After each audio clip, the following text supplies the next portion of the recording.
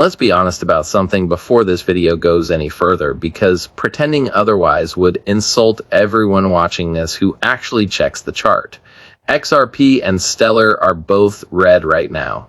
Breaking down through levels, technical analysts have been watching closely, trading under $1.06 and 16.5 cents respectively as selling pressure builds across the board.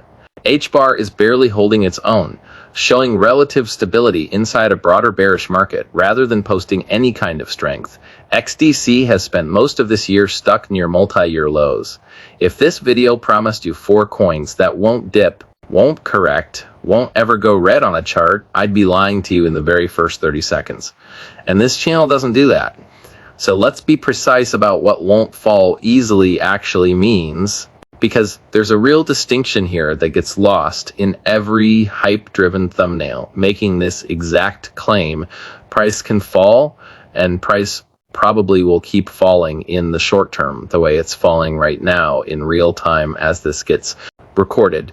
What's much harder to make fall is the underlying institutional infrastructure sitting underneath these 4 assets: the settlement relationships, the governance councils, the tokenization volume, and the regulated products actually running through these rails. So that's the fight actually happening here, and it's worth breaking down each of these 4 networks, honestly, one at a time, because they are not fighting the same battle, and they are not equally protected from actually disappearing the way a huge percentage of altcoins from this exact same era are already have.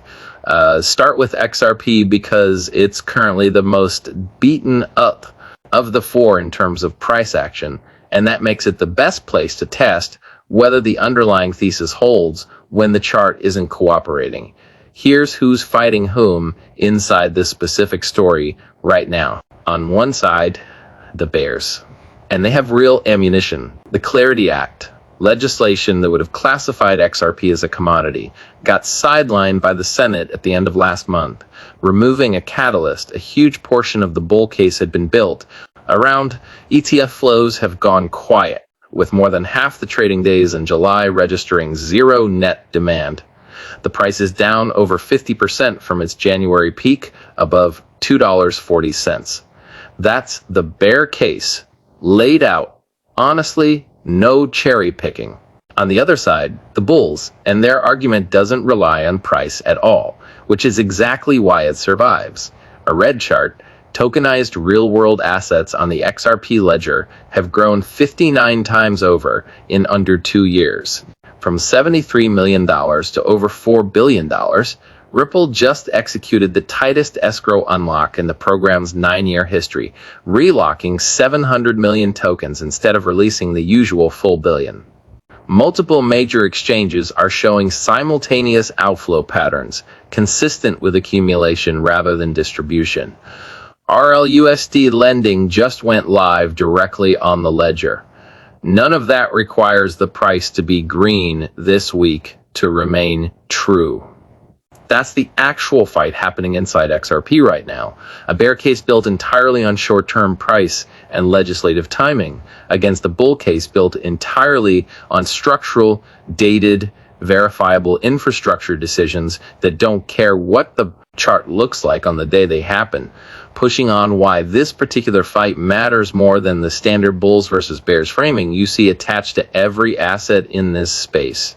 Most of the time, that framing is just 2 groups arguing about where price goes next, using largely the same information filtered through different levels of optimism. This isn't that the bear case here is built on things that are genuinely, verifiably true and genuinely, verifiably concerning. A failed legislative catalyst, thin ETF demand, a chart that's down meaningfully from its own recent high. The bull case is built on an entirely separate category of evidence that doesn't overlap with the bear case at all.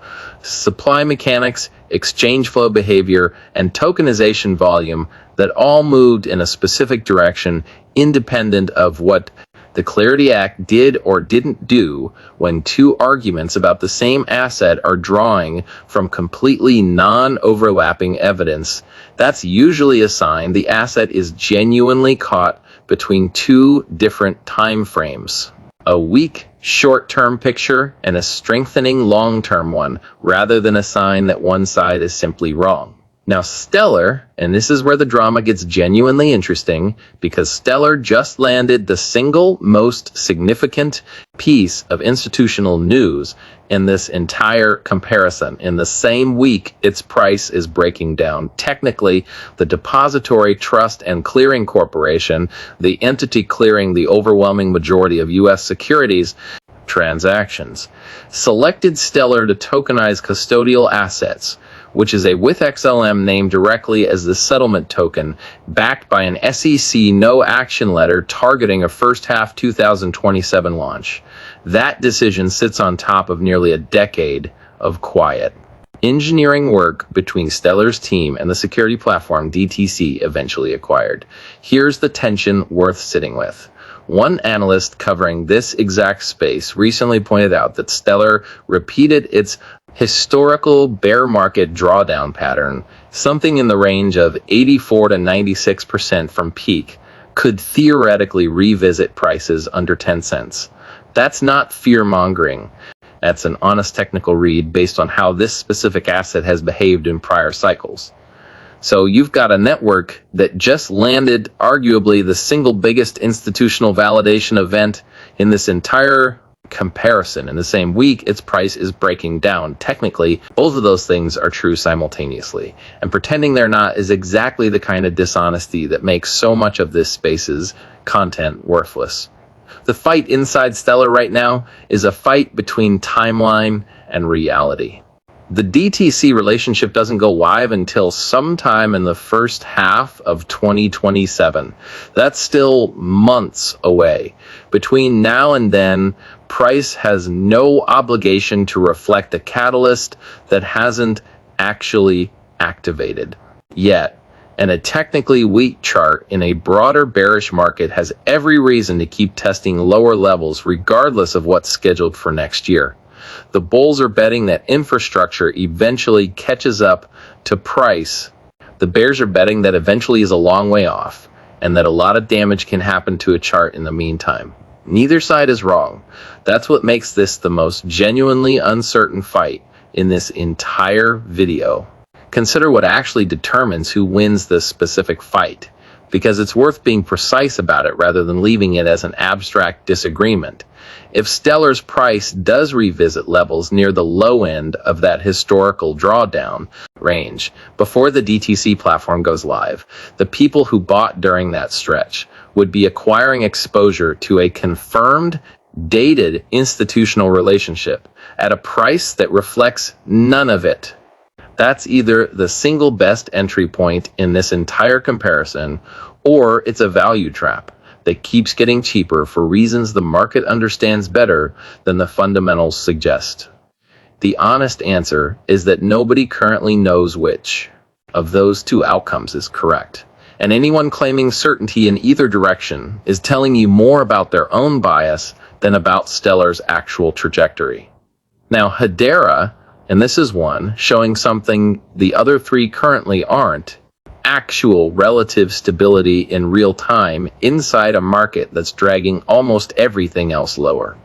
While XRP and Stellar are both actively declining, HBAR is holding above 6.5 cents, described by market coverage this week as showing signs of stability amid a broader bearish trend.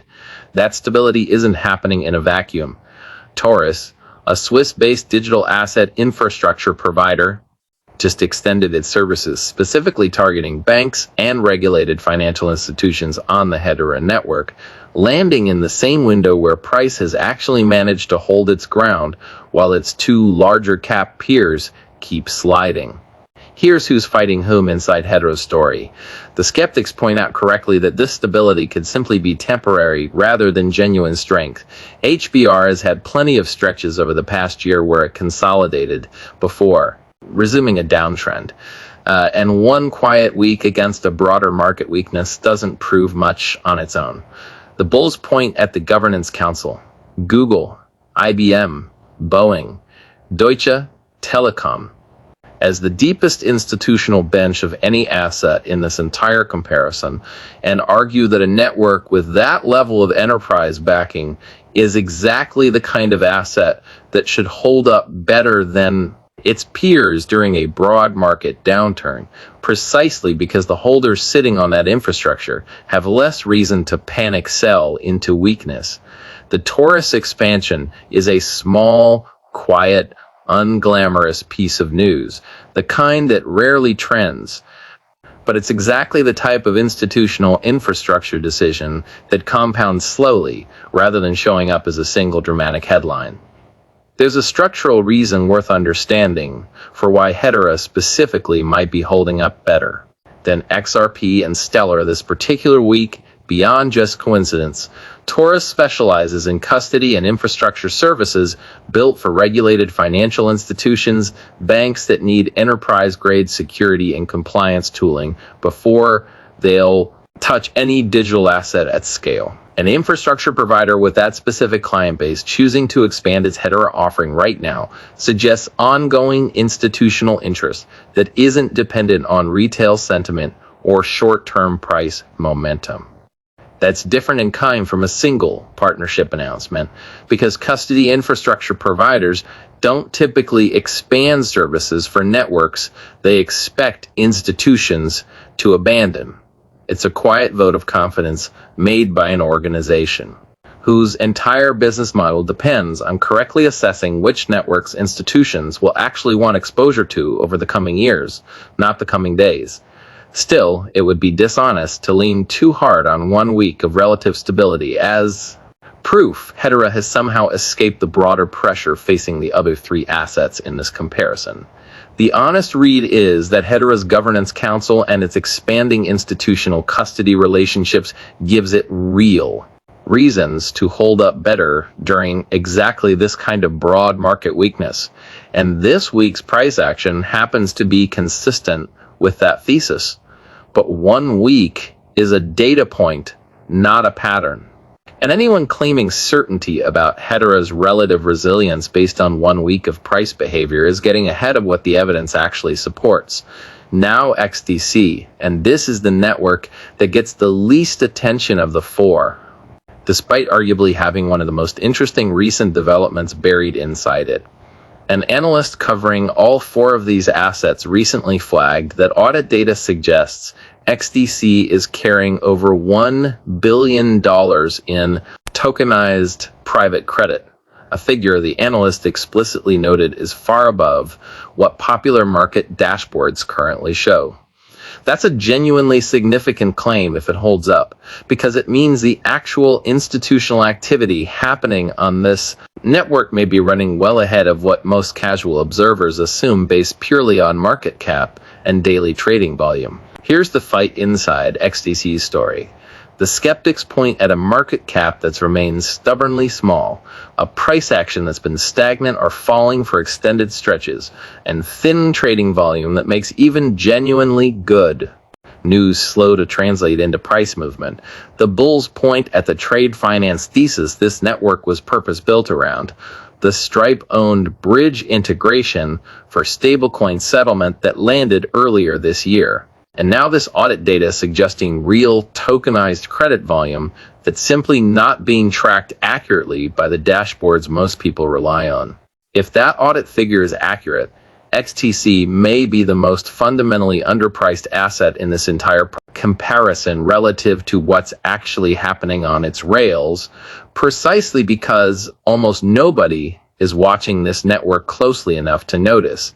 It's worth being appropriately cautious about that $1 billion figure, specifically because a single analyst's audit claim, however credible the source, is not the same standard of verification as a dated, on-the-record institutional announcement like DTCC's Stellar selection.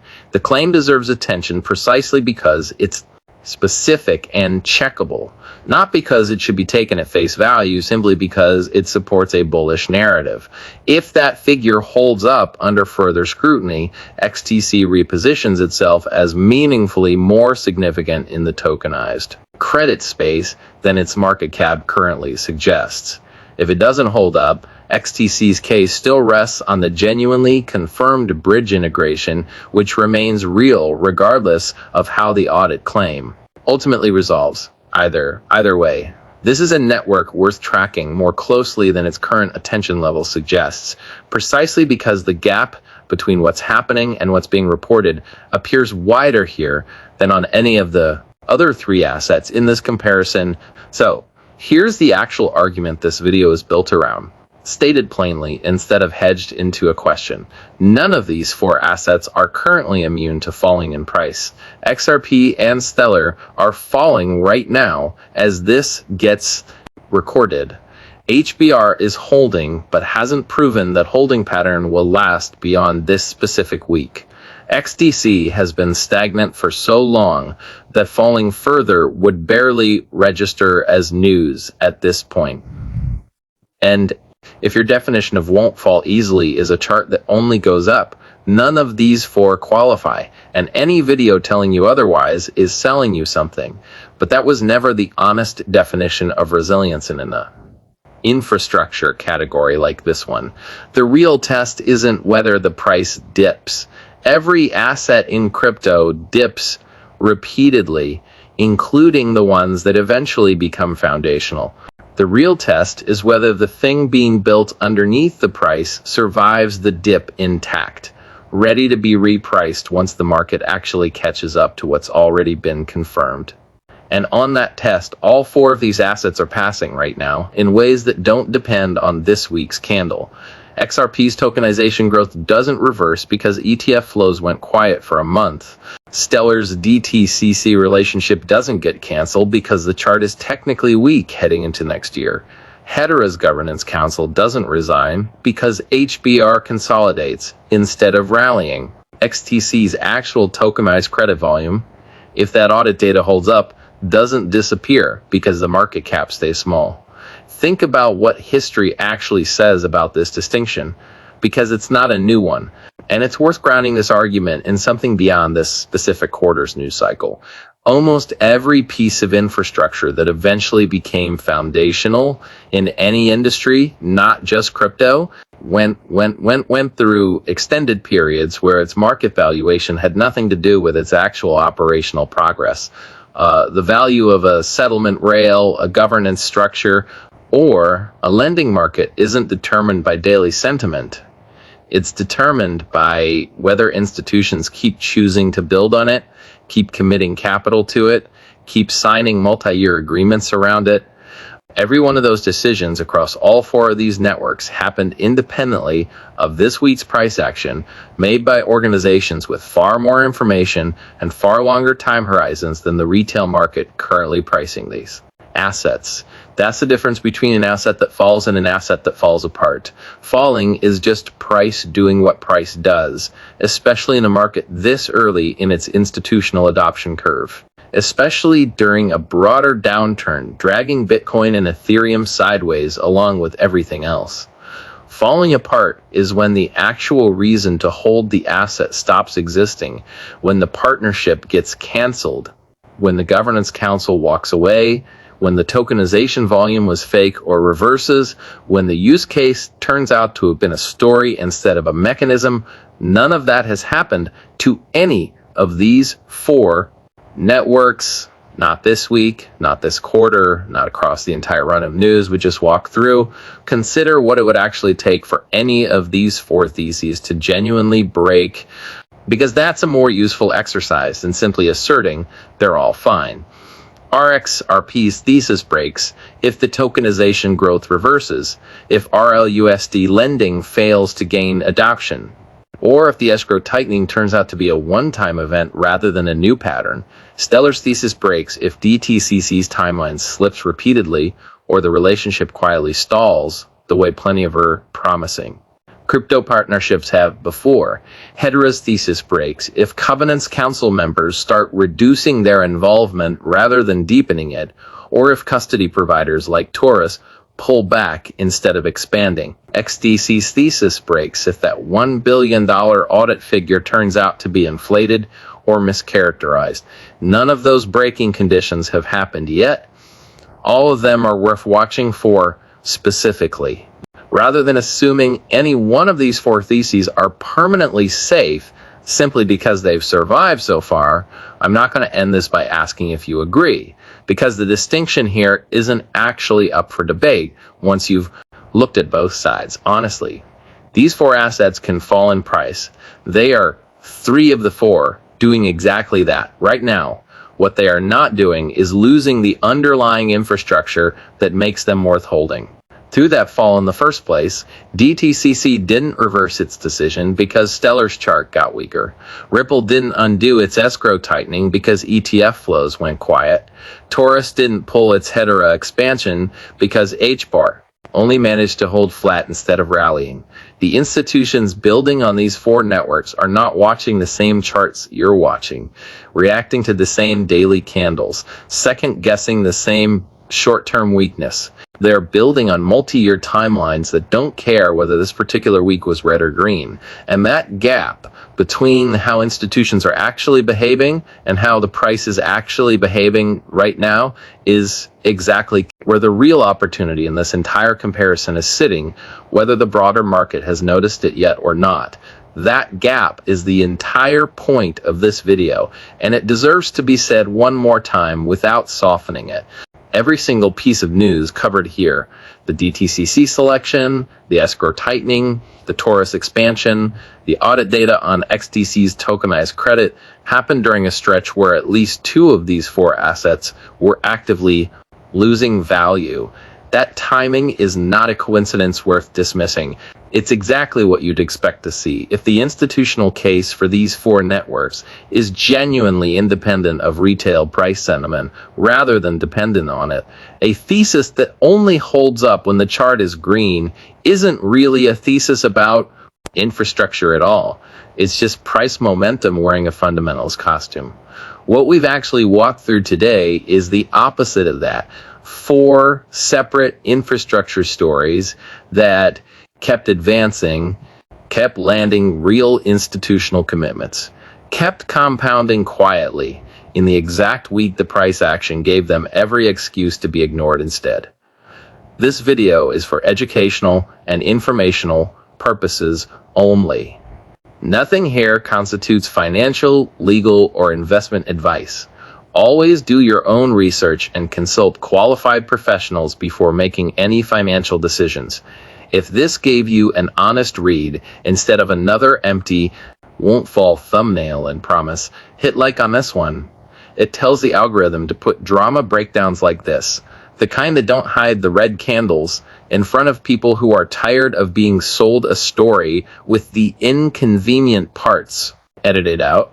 Subscribe if you want the update, and the moment any of these four theses actually breaks, because I just told you exactly what that would look like for each one, and I'll be watching for it just as closely as I'm watching for the wins. Share this with the person who keeps panic checking their portfolio every time one of these four goes red without ever checking whether the actual infrastructure underneath it changed at all. Drop a comment and tell me honestly, which of these four theses do you think is most at risk of actually breaking over the next year? Not just dipping in price, but genuinely falling apart at the fundamental level. Four assets, four fights, and not one of them decided by this week's candle. Now you know exactly what to actually watch for and exactly which piece of news would have to break before any of these four theses is actually worth abandoning. Have a great day. If you enjoyed this video, don't forget to like, subscribe to the channel, and be sure to join my free Telegram community with the link on my channel where I post my daily crypto experience and arbitrage opportunities you can't get anywhere else. This is XRP Hobart signing off.